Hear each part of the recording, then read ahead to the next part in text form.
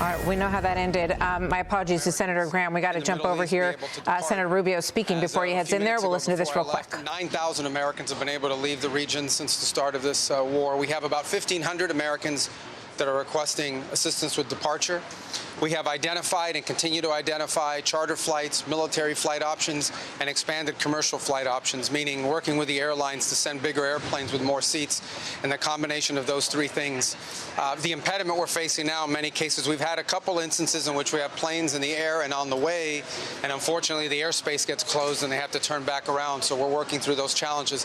Here's the message I want to deliver Americans who are in the Middle East and in need of assistance. It is very important, and I ask this of the networks as well. It is important for you to please put both the website and the phone numbers on your screens, because we need people. We need to know where you are. We need to know. We need to have contact information for Americans that need assistance. They have to register with us, because as these options begin to open up, and as they open up, we have to be able to call you. We have to be able to reach you. We have to be able to know where you're staying, so we can get this information to you and coordinate appropriately. And it'll be a variety of methods: charter flights, military flights and transports, expanded commercial opportunities, and in some cases land routes that will allow them to go to neighboring countries who might have open airports at that point. So it's a lot of different things here that need to happen in order to move people, but it all starts by knowing that you're there. It all starts by knowing that where you are and how we can get a hold of you. So I'm asking the networks and all of the media outlets, please publicize the two phone numbers that we've put out, as well as the website, so people can contact us and register. We've had, thousands of people call already. As I said, we've identified almost 1,600 that are requesting assistance with departure, but we need you to please be able to identify that. As I came in, I also saw the media reports about Dubai's consulate. The last update I had with seconds before getting before these cameras was that a drone unfortunately struck a parking lot adjacent to the Chancellery building and set off a fire in that place. All personnel are accounted for. As you're aware, we began drawing down personnel from our diplomatic facilities in advance of this. In the cases, for example, of Beirut, we basically drew down to bare bones, as well as in Baghdad and in Erbil and in a couple other posts as well. So we've been very fortunate, obviously, but our embassies and our diplomatic facilities are under direct attack from a terroristic regime. With an update, I will obviously refer you to the Department of War. Suffice it to say that our objectives remain as they've been identified from the beginning and by the President laid out clearly yesterday. Iran can never have a nuclear weapon, and we will now not allow Iran to hide behind the immunity of a massive short-term ballistic missile inventory or the ability to make them or launch them. And so CENTCOM, in a joint operations, is carrying out a systematic destruction of their missile belt, destruction of their launchers, and destruction of their ability to make these, as well as the destruction of their Navy. From what I've been told by the Department of War, everything is on or ahead of schedule and proceeding on these objectives. We have every confidence in the world that these objectives will be achieved. The last point I would make is, and I said this yesterday and I repeat, what's about to, you're about to see, we're going to unleash Chang on these people in the next few hours and days. You're going to really begin to perceive a change in the scope and in the intensity of these attacks as, frankly, the two most powerful air forces in the world take apart this terroristic regime and defang it and take away its ability to threaten its neighbors or hide behind a zone of immunity that allows them to develop their nuclear ambitions. This terroristic, radical, cleric-led regime cannot be ever allowed to have nuclear weapons. We saw what they were willing to do to their own people. They were willing to slaughter their own people in the streets. Imagine what they would do to us. Imagine what they would do to others. Under President Trump, that will never, ever happen. All right? Yesterday you talked about Israel. Mr. Secretary. Please, guys, I can't hear them all. Yes. Yesterday, you told us that Israel was going to strike Iran, and that's why we needed to get involved. Today, the president said that Iran was going to get. Yeah, your statement is false. So that's not what I was asked very specifically. Were you there yesterday? Yes, I asked a question. No, were you the one that? Because somebody asked me a question yesterday. Did we go in because of Israel? And I said, you were asking me that follow-up, and I said no. I told you this had to happen anyway. The president made a decision, and the decision he made was that Iran was not going to be allowed to hide behind its ballistic missile program. That Iran was not going to be allowed to hide behind its ability to conduct these attacks. That decision had been made. made. The president systematically made a decision to systematically destroy this terroristic capability that they had, and we carried that out. I was very clear in that answer. This was a question of timing, of why this had to happen as a joint operation, not the question of the intent. Once the president made a decision that negotiations were not going to work, that they were playing us on the negotiations, and that this was a threat that was untenable, the decision was made to strike them. That's what I said yesterday, and you guys need to play it. If you're going to play these statements, you need to play the whole statement, not clip it to reach a narrative that you want to do, all right? This is your statement. This is your statement, Mr. Secretary. Go ahead. What do you make of the War Powers resolution that's being considered here in Congress? I mean, Congress votes on those. They can if they want. There's mechanisms for it. We've complied with the War Powers Act, even though we believe it's unconstitutional, as has every other administration. Every other president has found the War Powers Act to be unconstitutional. Nonetheless, we notified Gang of Eight, which was an appropriate mechanism by which to notify Congress. We sent the notification within 48 hours, the way the law requires. I'm here today to have, I don't know, my 6th or 7th briefing before the entirety of the House and Senate, which is far more than I ever got from any administration in the time that I was here, certainly when I was a member of the Gang of Eight. And so we've complied with all, we've over-complied with the law and what it requires. This is an action by the president to address a real threat, a real threat. This is hostilities designed to eliminate a threat to the safety and the security of the United States and to our allies. Mr. Secretary,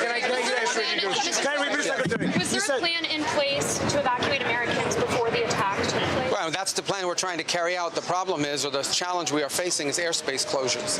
If a country closes their airport, for example, in some cases the airports have been hit. So the airport in Kuwait was hit. So if an airport's been attacked or the airspace is closed, then we can have the planes lined up to go, but we can't get them to land because we don't have the permissions to land there. So that's the challenge. But rest assured, we are confident that we are going to be able to assist every American. As I told you right now, we have about a little over 1,500, maybe closer to 1,600 Americans requesting assistance, and we know that we're going to be able to help them. It's going to take a little time because we don't control the airspace closures. That said, there may be more people out there that need help. We need to know who you are. So please, I'm asking the media, publicize the phone numbers and the website, because we need people to call in so we have their name, we have their contact information, we have their location and their request. So as these opportunities begin to open up, we can act very quickly to reach them and get them out of harm's way. Mr. Secretary, I want to just clarify what you said. I want to clarify what you said, because you said... There's nothing to clarify. But you said I would get that... No, but you have to read, if you're going to read the whole statement. But your quote is about, we knew that there was going to be an Israeli action. We knew that would precipitate an attack. Yeah, no, I understand. But listen, forces. all right, let me understand. Yeah, but I had a very specific question from that gentleman, right? The president said, the president said that... Hold on one second. I asked a very... force Israelis. Okay, but let me answer, because this is my press conference. Sure. Okay.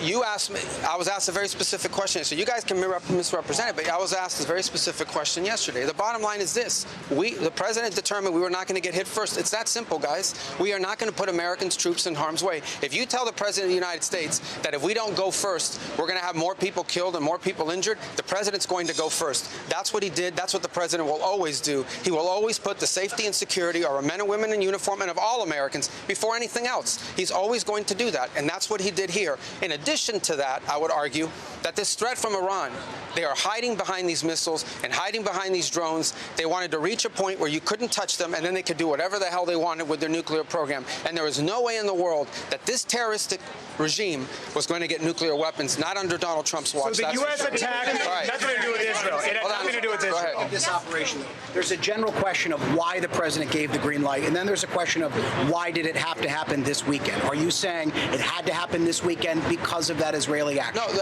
this weekend presented a unique opportunity to take joint action against this threat. And we wanted this to have maximum success. We want this operation to be successful at achieving its objectives.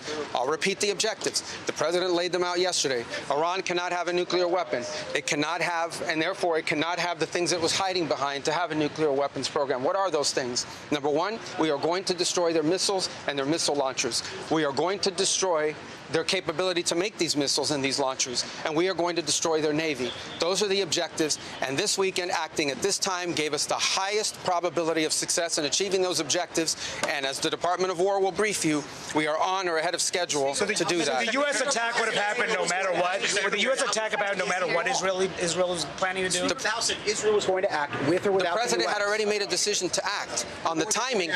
The president acted on the timing that gave us the highest chance of success, and that's what you're seeing play out right now.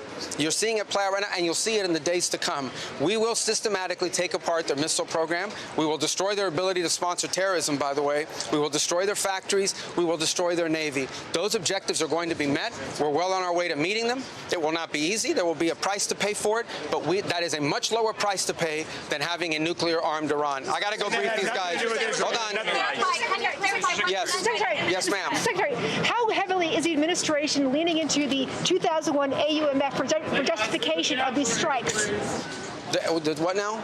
How heavily is the administration? Well, that's not our notification to Congress. Our notification, listen, let me explain to you guys this in simple English, okay? Iran is run by lunatics, religious fanatic lunatics. They have an ambition to have nuclear weapons. They intend to develop those nuclear weapons behind a program of missiles and drones and terrorism that the world will not be able to touch them for fear of those things. And this is the weakest they've ever been. Now is the time to go after them. The president made the decision to go after them, take away their missiles, take away their Navy, take away their drones, take away their ability to make those things so that they can never have a nuclear weapon. That's why the president made this decision. It was the right decision, and the world will be a safer place when these radical clerics no longer have access to these weapons. You see how they're using them now. Imagine how they would use them a year from now if they had more of these. All right, I got time for one more. Yeah, go ahead. What exactly was the threat? Several Democrats criticized what you said and argued Yeah, of that course they criticize. The question is, several Democrats criticize. They're going to always criticize. We've been doing this for years, guys. They come out. I'll tell you right now, they're going to come out after the briefing and say, we didn't hear anything. We have more questions than answers. You mark my words. But we still do these briefings. Go ahead. Mr. Secretary, their criticism was on the timeline. They said that Israel is dictating the timeline for the United States. No, and as you know, several people on the right have also agreed with that. How would you respond to that? Well, the United States made a decision. Under the President of the United States made a decision. This is intolerable. Iran cannot have these missiles, cannot have these drones, cannot threaten the world. The President said this is the weakest they've ever been. If we don't hit them now, a year from now, a year and a half from now, no one will be able to touch them, and they'll be able to do whatever they want. And he made a decision to go. And he made a decision to go in a joint operation because it gave us the highest chance of success. And he made the decision to go first because he concluded that we were not going to get hit first. We were not going to absorb a blow from them. We were going to go first. He was not going to run the risk that they could attack us before we could hit them because in addition to costing lives, it would undermine the effectiveness of our operation. All right, guys, I got to go. Thank you. Be sure to like and subscribe for all the Fox News latest on YouTube and catch full shows streaming now on Fox One.